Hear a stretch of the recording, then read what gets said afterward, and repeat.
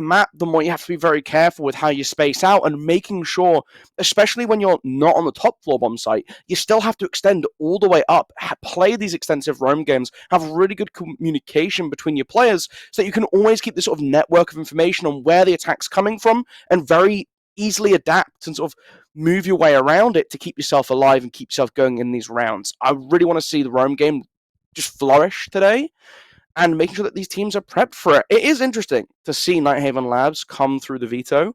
Obviously, we've seen a lot of things like your chalets, your Oregons, your clubhouses. So to get something a little bit different is a real nice treat for us.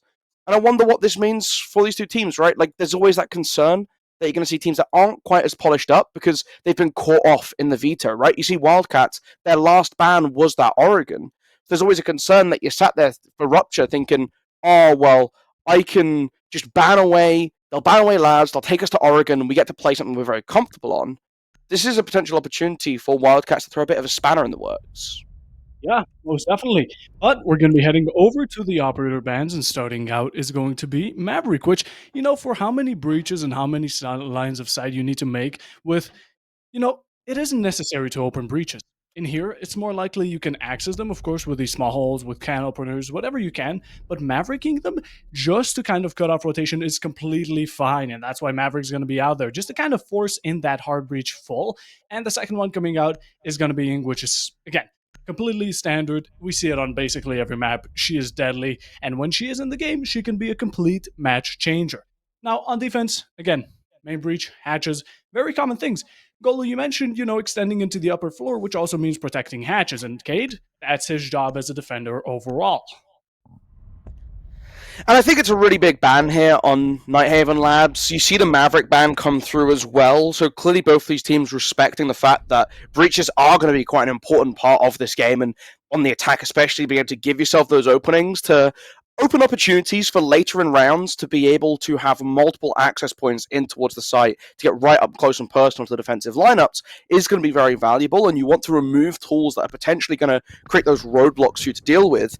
But you can immediately see the two Browns slipping through the ban phase is a notable exception. The bandit already deployed in tandem with the mute, so plenty of wall denial and just generally information denial as well with those signal jammers if you want to try and slow down Wildcats' initial clear.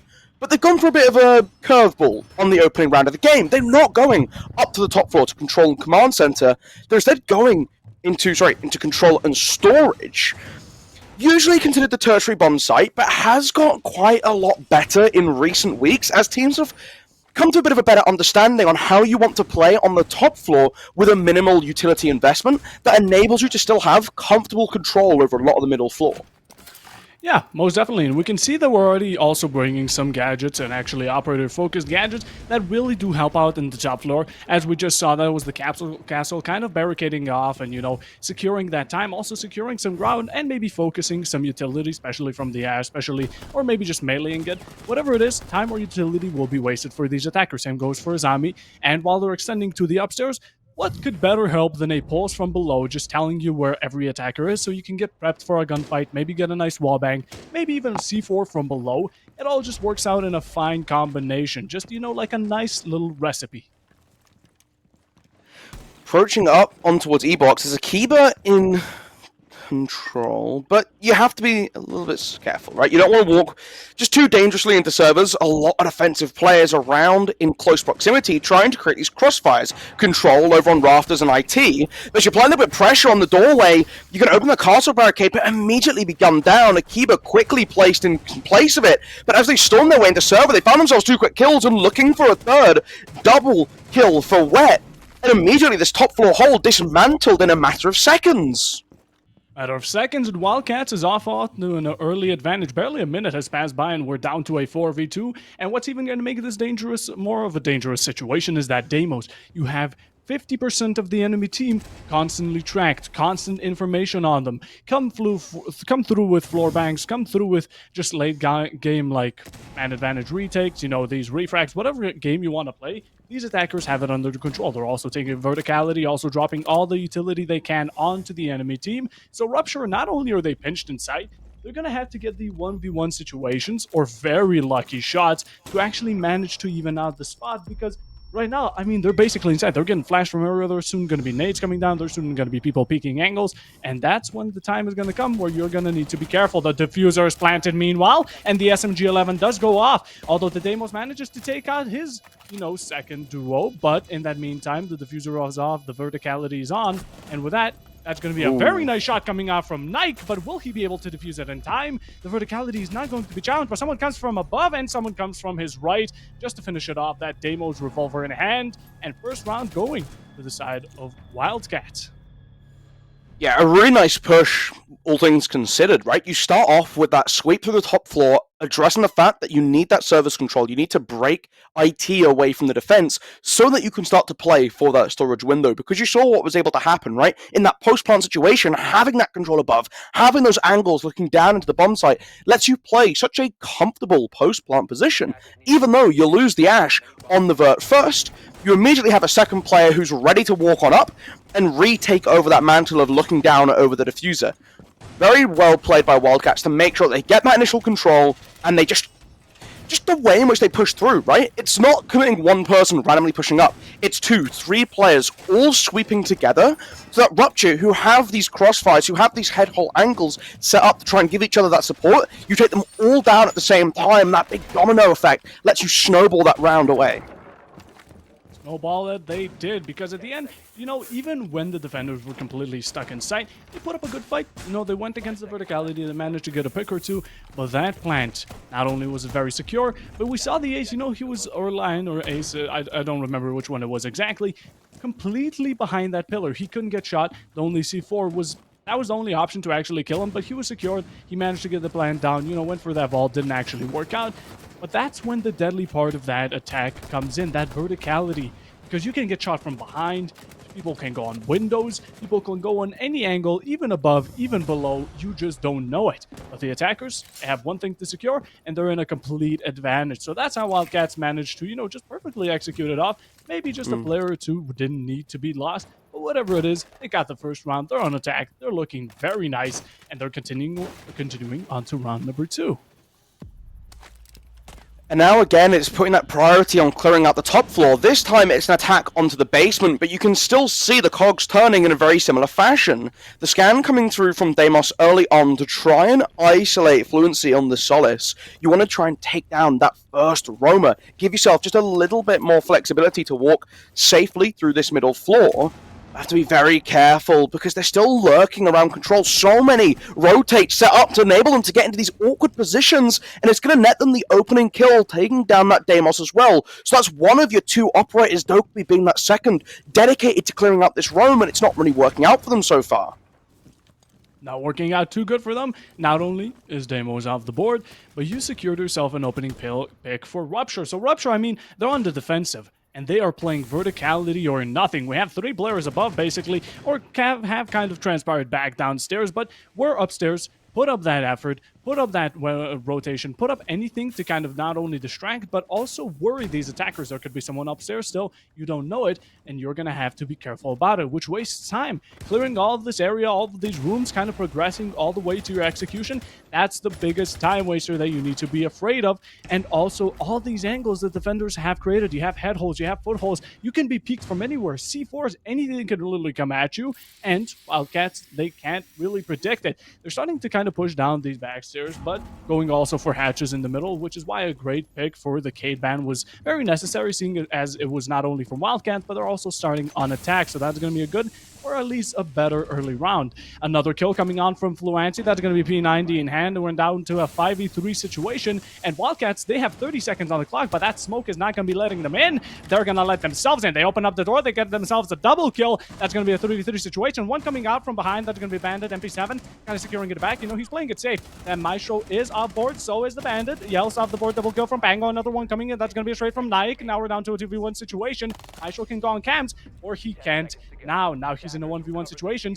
The Dokeby does know where he is. He has the Elda, and the win goes to Wildcats yet again, second round in a row, and beautifully returned the shots. They had a very bad early game, but with those 30 seconds, they pushed it completely back.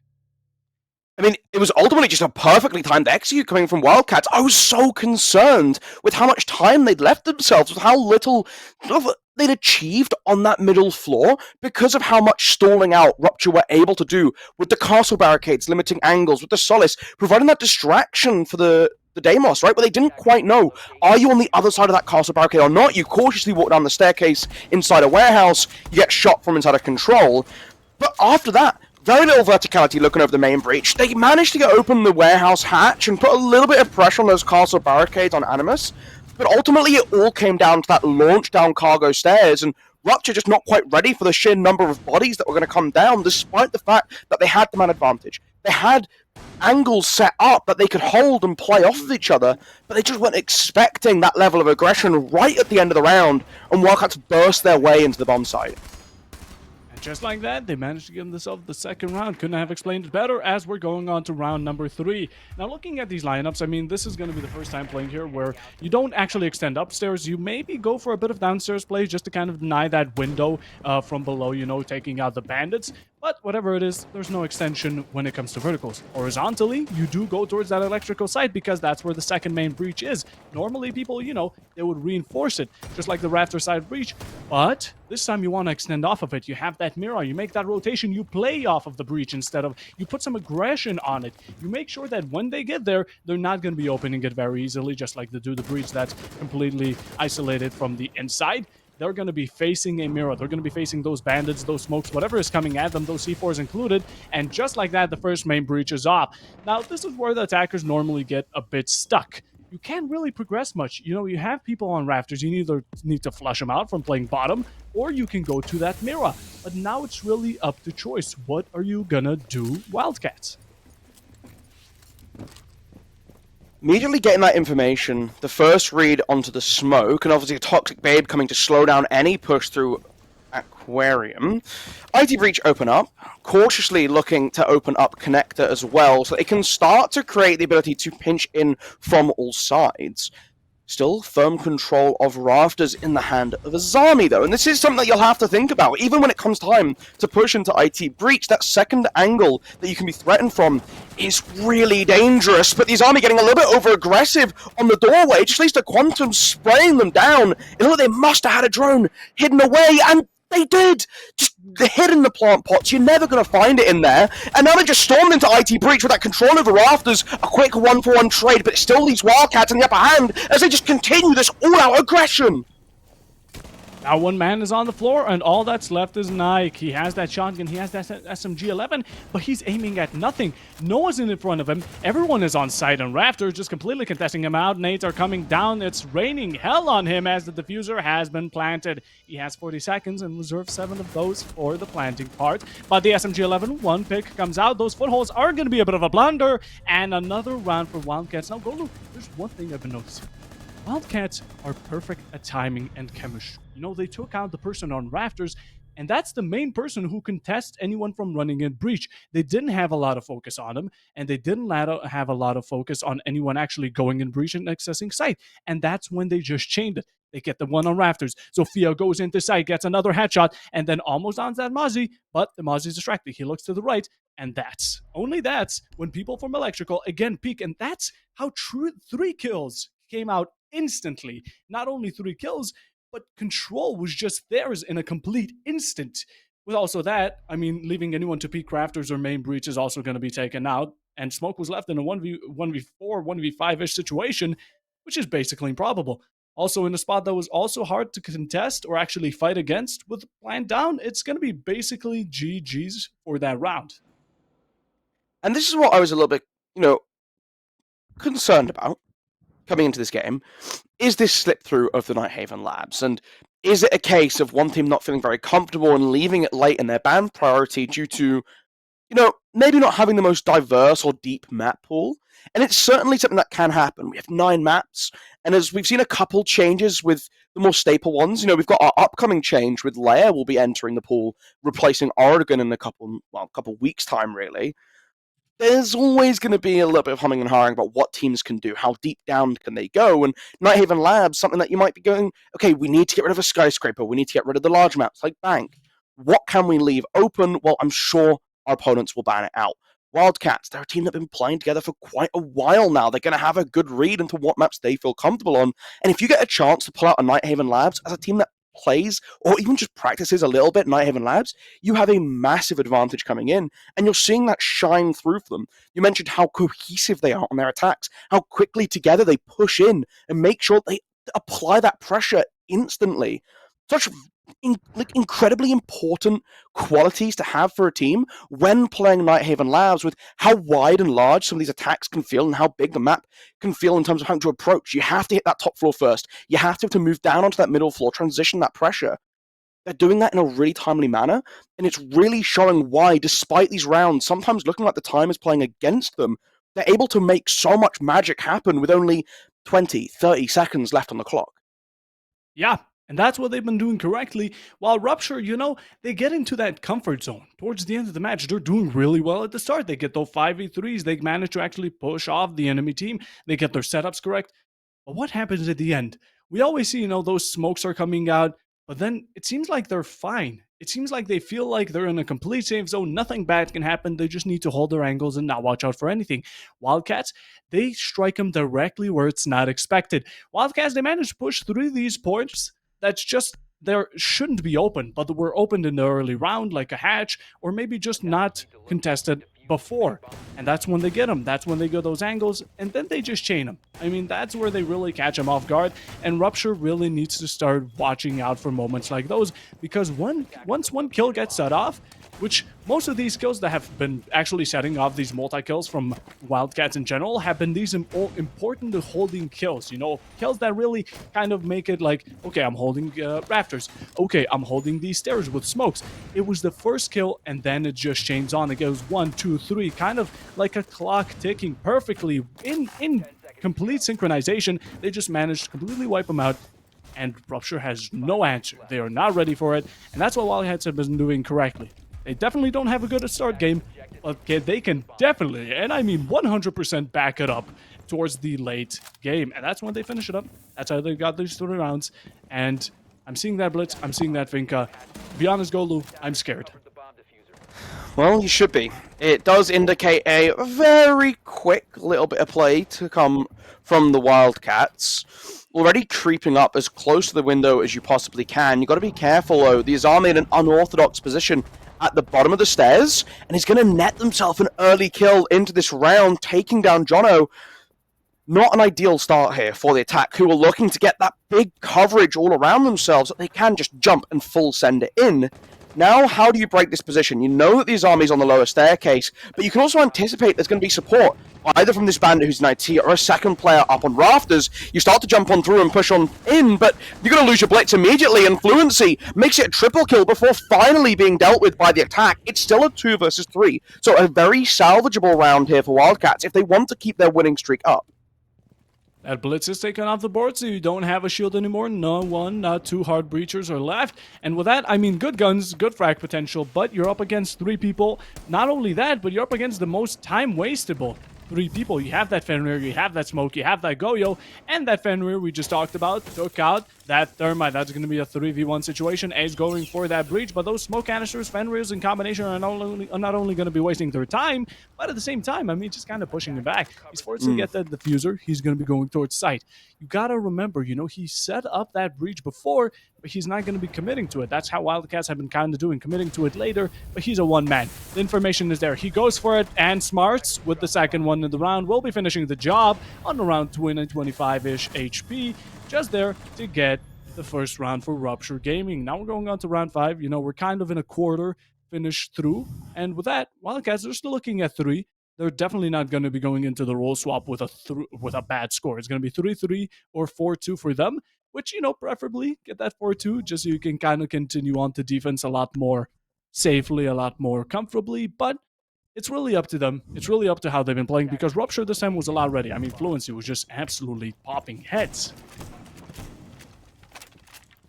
Well, onwards and upwards, right? You've got your first round. How many more can you push on through? Ideally, you want to try and bring this back to a 3-3 half.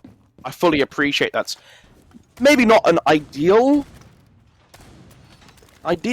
realistic expectation for Rupture here, but you never know, right? Immediately back down to control, and again, this is like that they look like they had pretty good setup for.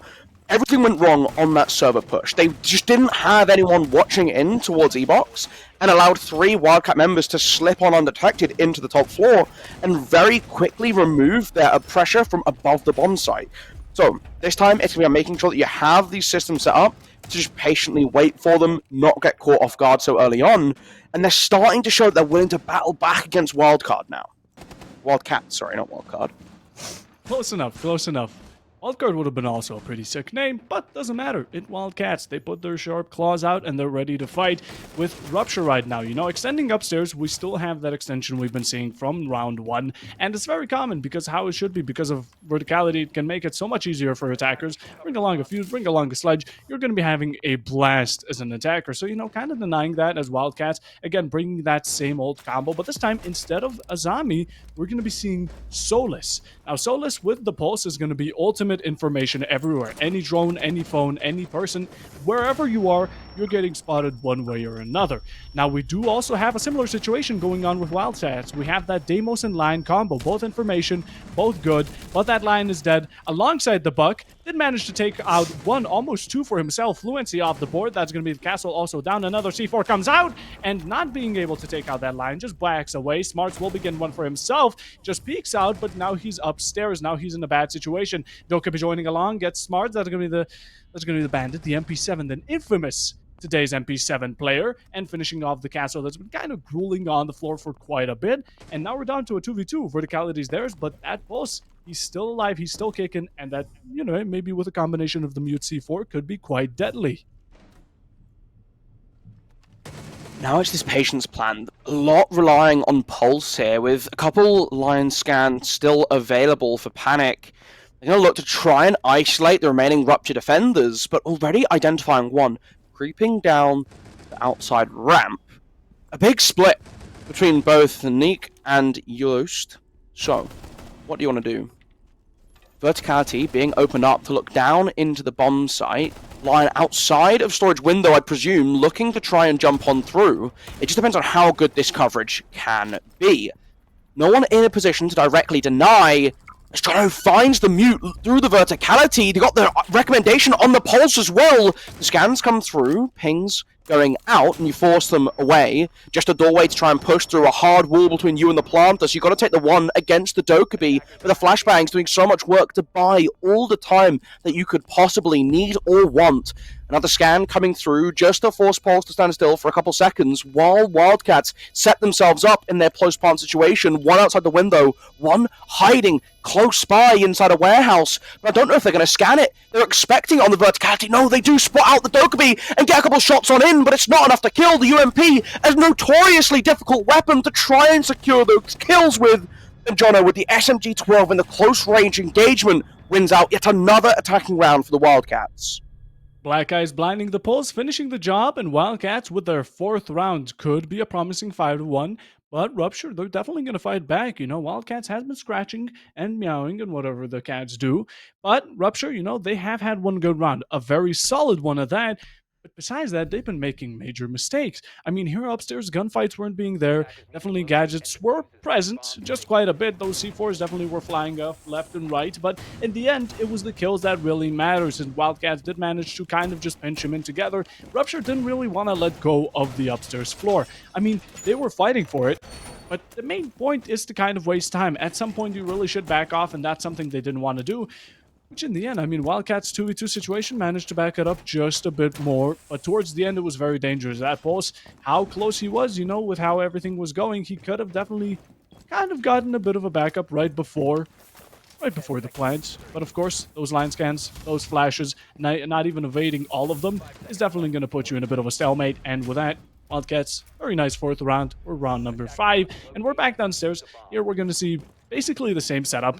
We have that Azami. We have those, it's basically the same lineup. Same could be said for the Wildcats, but I'm hoping Blitz actually lasts just a tiny bit longer so we can actually see some, you know, melee action going on towards the end of the round. Are we going to go? Come on. Come on, Quantums. Yes. Hit spacebar. They must be, what are they waiting on?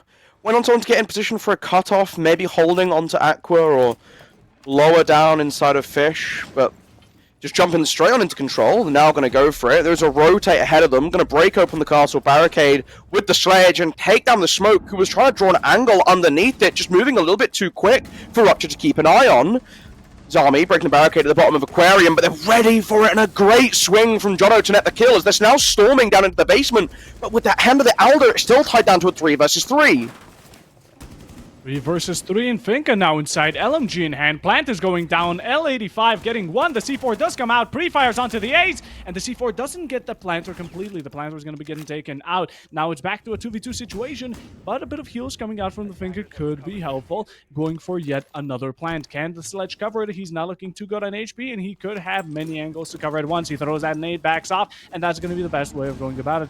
Finka doesn't commit to the plant completely. Here's something on her left. The L85 challenges. That's going to be a triple kill for Jono, and now it's all down to yells. The plant is down, the diffuser is up, and we're looking at a 2v1 yet again. Same situation as previously. Rupture in a corner, complete corner, but this time the attackers are also not able to go outside of the site. They're stuck in there with him. He spots the sledge, but he isn't able to take him out. 11 HP looking. Finka still backing off. He peeks him just right at the right time, puts him on even up, and Wet finishes the job. Wildcats with a successful rush and a successful 5-1 finish going into the first half-round split.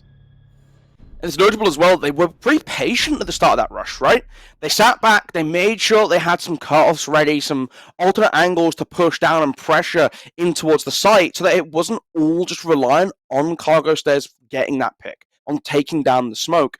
But once they did get it, they had so much more freedom to move around. You lose your blitz, but that's okay. You've done the job of being that spearhead, making a bit of a move, and the defense are forced to try and come back downstairs through Exo to try and contest and try and wrap up that round, bring it back under control, and they just couldn't find it in them. Wildcats, a commanding first half here on Nighthaven Labs, and you're looking at a 5-1 scoreline, you're thinking, oh, that's all right. Now Rupture get to sit back and try and defend, right? We've seen worse. No, my friend. No. They now have to attack onto Nighthaven Labs. Some might say this is a little bit cooked, but you never quite know what's going to happen here. A very interesting setup coming out from Wildcat, showing a bit of a difference in how they want to approach things, bringing in that mirror to give them sightlines out of the site, let them try and contest a little bit earlier, whereas we saw Rupture relying on playing very close to doorways if they wanted to get into contest.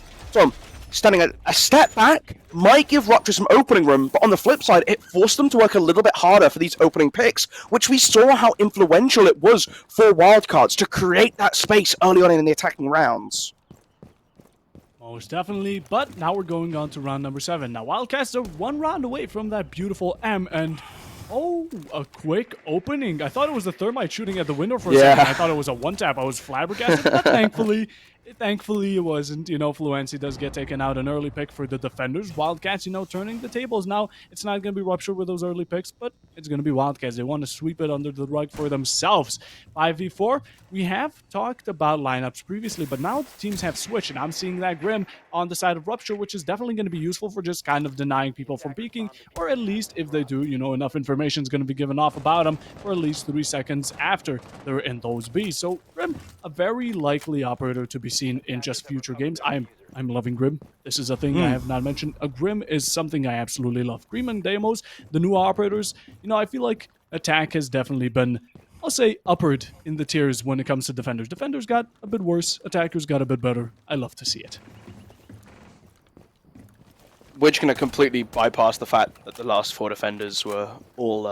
Okay, Fenrir got nerfed, and Solus got gutted. Solus... Okay, Solus did get nerfed. Fenrir didn't get nerfed. Fenrir got swiveled around. Like, that gadget is still mega good. Not losing codes is so insane. But switching it from 3 to 2 is definitely... I could consider... it's not a major nerf. That's true, but it's still a nerf. It's still better. But Azami's still standing there, menacing, watching me as I sleep my paralysis demon. Yeah, Azami's still mega good. Jono just currently holding tight inside of E-Box. The B's not getting quite close enough to reveal their location, so able to just sit tight and wait out. You have to wonder here, the Rupture get a little bit aggressive, thinking that they've carved a little bit of space out for themselves, as Dukas is going to take a little bit of damage. A drop now outside of Aquarium. He's going to boldly walk on in and get gunned down immediately by Wet, waiting with the T5. Close still inside of E-Box, looking down in towards the site. No one presenting themselves just yet. A loose head popping out over the top of the wall, but can't quite land on the target. Another Grimby coming through. They can see a player close in proximity as they're going to trade out as they go for the swing. You lose that pressure in E-Box now as well. 20 seconds to try and push on down into sight in a 2 versus 4. It's looking a little grim for them as Quantums takes the head off. One man left, and I think we can call it around there. I think we're going to be seeing... Yep, we are. Wildcats move on to match point. It's 6-1 up to them. They have been dominant on Nighthaven Labs. Quantums with a multi-kill definitely starting the heat, especially going on to defense. And Wildcats on match point. You said it, Gola. Take the words out of my mouth. But I mean, it's match point. Rupture 5 rounds in a row without one big miss up, and you're good. But you know that's a lot easier said than done. What's also an interesting fact: Wildcats and Prague Clash of all characters on tank assembly, which Clash, I can consider her very viable here. You know, there's some sites, definitely one of them being maybe Cafe, maybe being whatever it is. Clash is one of those operators that really just blocks off these long hallways. Let's say on Consulate, it's also a bit more common to see her on the upper floor. But Clash, you know, you have that long hallway. If you want to secure it, you put some gadgets on it, maybe a player behind her, and it's going to be secured. She's going to be staring it down. Whatever comes up is not coming up to the complete top without being shot out, without being C4'd, without being anything. Clash is a menacing operator. There's just not a lot of these, I'll say, specific situations. She's very situational. Let's put her like that. Let's put her in a glass-like spot. But, you know, we love seeing her. She's not that common. And I'm wondering what Rupture will do to counter her. What's going to be the big change, or maybe even the big thing that's going to get her taken out? Honestly, I'm saying verticality, or it's either going to be the Clash is going to be in a 2v2 situation, and she really doesn't have that frag potential on her. Yeah, it's easier, like you mentioned, on the bottom floor, but already opening up the outside window, looking to try and hold down. But if you're opening this window and sitting back on the cargo, you have to be watching for it, because you've just let Azami slip on underneath it. And look, well, that's not going to be a threat right now. If you start to think it's safe, if you start to get a little bit sloppy, you are going to be very heavily punished for it. Still sweeping through the top floor. This is the difference, right? Less in sort of emphasis going on the top floor itself, but getting ready for retake potential, walking up Aquarium, and almost slipping in behind the Deimos.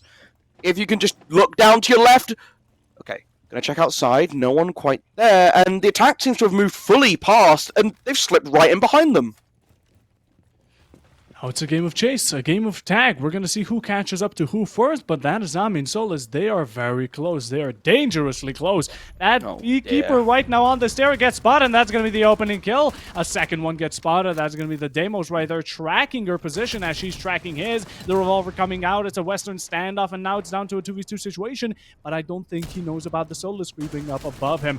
That P90 is going to be very dangerous, but it doesn't matter. Smart's coming up from behind. A very nice pat on the back, but that Zami is going to be winning the 1v1 situation. And then some refrag coming out from Nike, and now it's down to a 3v2. 3v2 come on by Yels. That's going to be the Thermite managing to get himself one. You know, he's a hard support, but he definitely has that frag potential. And now, you know, I kind of said it earlier, Flash is going to be that 2v3.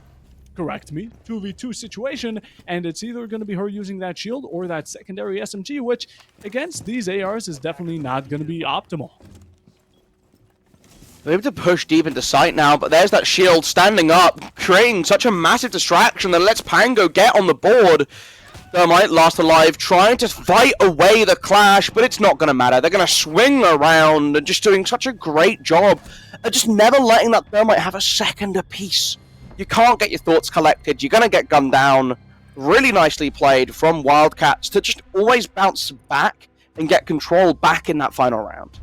You know, he was looking, that bore Thermite at the end, 9 HP. I was really hoping for that shock therapy to actually come in and finish the job. But, you know, love seeing the clash. A bit of a Brazil along the way for Wildcats. A very stunning performance for them. Managing to get a 7-1. That's a really good first game. And we also got to see Nighthaven, which is a plus after plus after plus. And with that, that was the first game of today. Goldo, thank you so much for casting with me. I'm going to be getting replaced further on since I am sweaty right now. Knees weak, arms are heavy. And with that, you should be seeing Whiskey in a bit. But thank you all so much for today, and we should be going on to a bit of a break.